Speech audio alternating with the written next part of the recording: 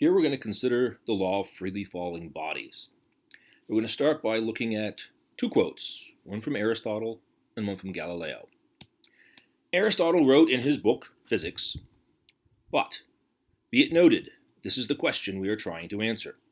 How can we account for the motion of light things and heavy things to their proper situations? The reason for it is that they have a natural tendency, respectively, towards a certain position, and this constitutes the essence of lightness and heaviness, the former being determined by an upward, the latter by a downward tendency." Now, Galileo. A cannonball, weighing 100 or 200 pounds or even more, will not reach the ground by as much as a span ahead of a musket ball weighing only half a pound, provided both are dropped from a height of 200 cubits. Now, for Galileo, we do need to interpret some of these numbers. A cubit is in fact 18 inches, so 200 cubits is about 300 feet. Interestingly enough, that's about the height of the Leaning Tower of Pisa. And a span is about 9 inches. So what that recognizes is that, yes, the heavier cannonball will reach the ground a little bit ahead of the musket ball, but only by something like 9 inches after falling something like 300 feet.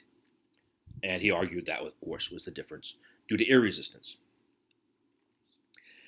Now, the way Galileo actually argued that Aristotle had to be wrong was not so much experiment, although he certainly did do experiments, but rather by some rather compelling logic. So what he did was he considered what will fall faster: a hammer, which is fairly heavy, an anvil, which is significantly heavier, or what would happen if you took and you tied a hammer and an anvil together. What we're going to consider first is, how would this fall from Aristotle's logic, where he argued heavy objects inherently fall faster than lighter ones? Well, there's two ways to argue this. First is that we take the two objects, the hammer and the anvil, and we tie them together, and this compound object will be heavier than either of them. Therefore, it should fall the fastest.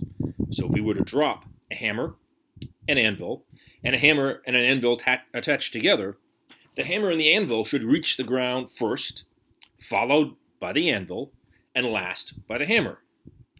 However, and this was Galileo's argument, was that there's another way to look at this. When we tie two objects together, the lighter object, in fact, retains its initial tendency to fall slower, and it should impede the downward motion of the heavier object, acting sort of like a parachute, and it should slow down the heavier object. The heavier object, attached to the lighter one, should speed up the lighter one, and the compound object should therefore fall at a rate somewhat in between the lighter one and the heavier one. This means that Aristotle's logic actually makes two mutually incompatible predictions, which leads to a paradox. Aristotle's logic is inconsistent. Galileo therefore argued it's got to be wrong. And he argued the only way out of that problem is to make the assumption that all objects must inherently fall at the exact same rate, and that that rate was a constant acceleration. If you observe any differences between them, that's due to external influences, such as air resistance. Now, compound objects, when they're attached together, will fall at the same rate as either one would individually. We no longer have a paradox.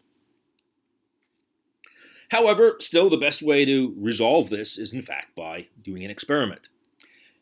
The experiment we're going to do is going to be dropping a compound object, which will consist of a book and a piece of paper. The book I decided to use is actually a classic book on Einstein's general theory of relativity, written by Meissner, Thorne, and Wheeler, called Gravitation. I picked this book largely because it's big and it's fairly heavy. It weighs a bit over 6 pounds. So what I did was 3 experiments. The first one, we dropped the book and the piece of paper side by side and see what happens.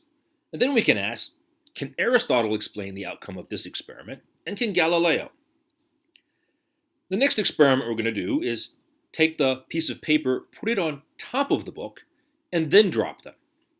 And finally, we're going to crumple up the piece of paper, the exact same piece of paper we've been using all along, and drop it side by side with the book. So I went into my backyard and did the experiment. And here's the first one. There's the book and the piece of paper. We drop them. And we can see clearly the book lands first. Now put the paper on top of the book and drop the two together. And we see now they land at the same time. And here I'm going to crumple up the piece of paper. It's the same piece of paper. We're going to drop them, or at least I will attempt to drop them at the same time. You will notice I did not quite succeed. I actually did drop the piece of paper a little bit before the book. But still, they hit at essentially the same time. Although Galileo never did these experiments, he could have, because in his time there certainly were books and there were pieces of paper. However, the outcomes of these experiments lead us to the conclusion that all bodies in the absence of external influences, such as air resistance, do in fact fall at the same constant rate. And this is regardless of their mass, their shape, their size, or their composition. This is in fact somewhat of a remarkable result because it was not really expected. Although Aristotle is wrong, his argument is intuitive, and many people believed it for thousands of years. And it is still an area of some misunderstanding regarding how the world works.